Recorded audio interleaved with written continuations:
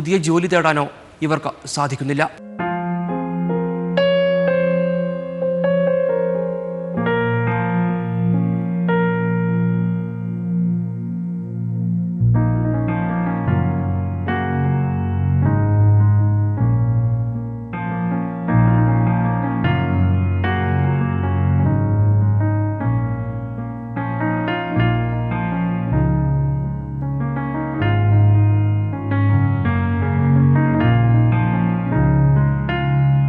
കമ്പനിയിൽ ഒഴുങ്കായിട്ട് ശമ്പളം കൊടുത്തില്ല.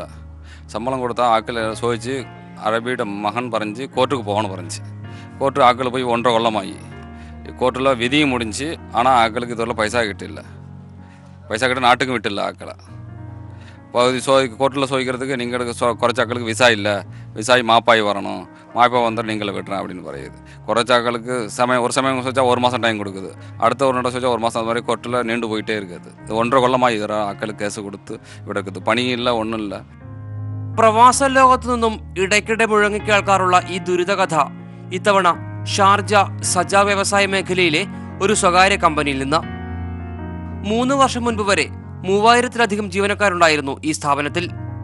ഇപ്പോൾ ശേഷിക്കുന്നത് 70ഓളം ജീവനക്കാർ.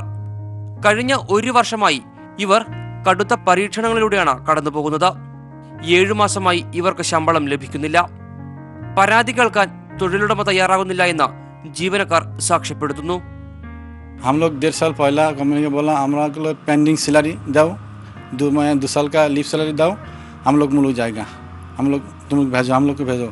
कंपनी अरबा बोलता है खल्ले बल्ली तुम कोर्ट में जाओ, केस करो. उस टाइम हम लोग कोर्ट में लेबर कोर्ट में जाया, केस किया फिर जज कोर्ट में गया. उधर से 1.5 साल हो गया, हमारा राय हो गया 8 महीना पहला राय हो गया. हम लोग को थोड़ा आदमी का वीसा है, उस आदमी का भेजा 20% और 70% अभी तक भेजता नहीं है. ശമ്പളം കിട്ടാതായതോടെ ജീവനക്കാർ ജോലിയിൽ നിന്ന് വിട്ടുനിൽക്കാൻ തുടങ്ങി. അതോടെ തൊഴിലുടമ സ്ഥാപനം അടച്ചുപൂട്ടി. എന്നാൽ ജീവനക്കാരുടെ ശമ്പള കുടിശ്ശികയോ മറ്റ് ആനുകൂല്യങ്ങളോ നൽകിയില്ല. സ്ഥാപനം അനുവദിച്ച ലേബർ ക്യാമ്പിൽ തന്നെയാണ് ജീവനക്കാർ താമസിക്കുന്നത്. பிரச்சனை எங்களுக்கு நாட்டுக்கு போகணும், அதுதான் பிரச்சனை. எனக்கு ஊருக்கு போகணும் பிரச்சனை, அதுதான். இப்போ கேஸை முடிச்சு அவங்க கோர்ட்டுக்கு போகும்போதெல்லாம் 1 மாதம் 15 நாள் டைம் தான் கொடுத்துக்கிட்டு இருக்கு. அனுப்ப மாட்டாங்க கோர்ட்டில் யாரும். அதை பற்றி ஸ்டெப் எடுக்க மாட்டாங்க. எப்படியா ஸ்டெப் എടുത്ത് എന്നെ ഊർക്ക് അനുപ്പി വയ്ക്കും. ജനറേറ്റർ ഉപയോഗിച്ചാണ് ലേബർ ക്യാമ്പിൽ രാത്രി സമയത്ത് വെളിച്ചമെത്തിക്കുന്നത്. ജനറേറ്റർ ആയതിനാൽ വല്ലപ്പോഴും മാത്രമേ AC പ്രവർത്തിപ്പിക്കാൻ കഴിയുകയുള്ളൂ. കൊടും വേനൽ ആരംഭിച്ചതിനാൽ അടുത്ത മാസം മുതൽ 50 ഡിഗ്രി സെൽഷ്യസിന് മുകളിലേക്ക് ഉയരും താപനില. വേനൽക്കാലം എങ്ങനെ തള്ളി നീക്കുമെന്ന ആശങ്കയാണ് ഓരോ മുഖത്തും. പാചകവാതകവും വെള്ളവും കമ്പനി നൽകുന്നുണ്ട്. ഒരു നേരം മാത്രം ഭക്ഷണം കഴിക്കും, അതും സാമൂഹ്യ പ്രവർത്തകർ കനിഞ്ഞാൽ. खाने पीने के लिए तो कुछ नहीं है, पगार भी नहीं है, कुछ भी नहीं. 1.5 साल से पगार नहीं है, कुछ नहीं है, काम भी नहीं है, ना पगार नहीं है, कुछ नहीं है. बहुत मुश्किल हो रहा. हम लोग को कैसे भी करके इधर से भेजने का कोशिश. अभी हम लोग केस करके इधर 1.5 साल हो गया. जनवरी में गया था 2013 में. अभी तक कुछ हुआ नहीं. ना कोर्ट वाला भी कुछ करता है, ना कंपनी भी कुछ करता है. केस भी फाइनल हो गया, अभी 9 महीना हो गया, जजमेंट हो गया, अभी तक ऊपर बेचता नहीं है. अभी हम लोग पहले लिख के भी दिया था मैं कैंसिल के लिए, वो कैंसिल भी नहीं किया. वीज़ा रहते टाइम कैंसिल के लिए लिख के दिया, कैंसिल भी नहीं किया. എല്ലാവരും ലേബർ കോടതിയിൽ പരാതി നൽകിയിട്ടുണ്ട്. കോടതി നടപടികൾ പുരോഗമിക്കുകയാണ്. പാസ്പോർട്ട് തൊഴിലുടമയുടെ കയ്യിലാണ്. പ്രതിസന്ധികൾക്കിടയിലാണ് ഇവിടുത്തെ ജീവനക്കാരനായ അബ്ദുൽ ഖദറിന്റെ ഭാര്യ ക്യാൻസർ ബാധിച്ച് മരിച്ചത്.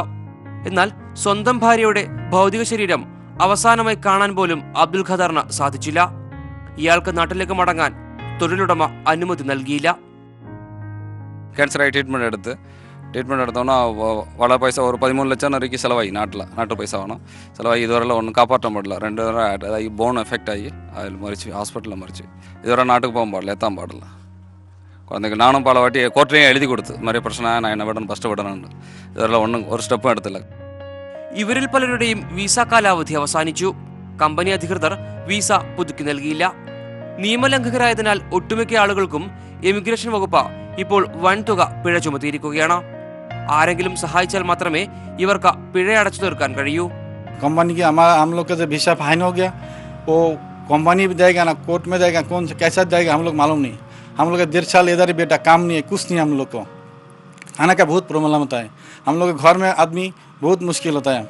ഷാർജയിലെ ICF എന്ന സന്നദ്ധ സംഘടനയാണ് ഈ തൊഴിലാളികൾക്ക് ഇപ്പോൾ ഭക്ഷണം നൽകുന്നത്.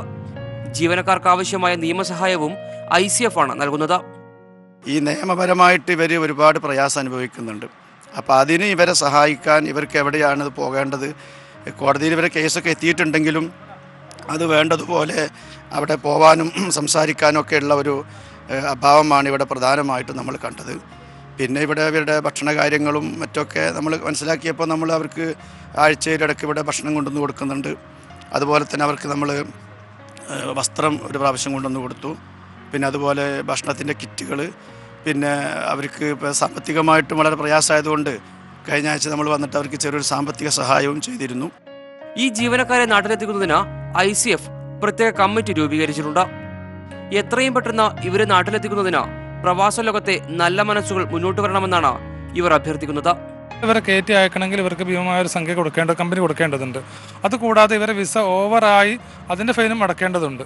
ഇങ്ങനെയൊക്കെ അടക്കാൻ പറ്റാത്തൊരവസ്ഥയിൽ വീണ്ടും ഇവരെ കൂടുതൽ ബുദ്ധിമുട്ടിലേക്ക് പോവുകയാണ്.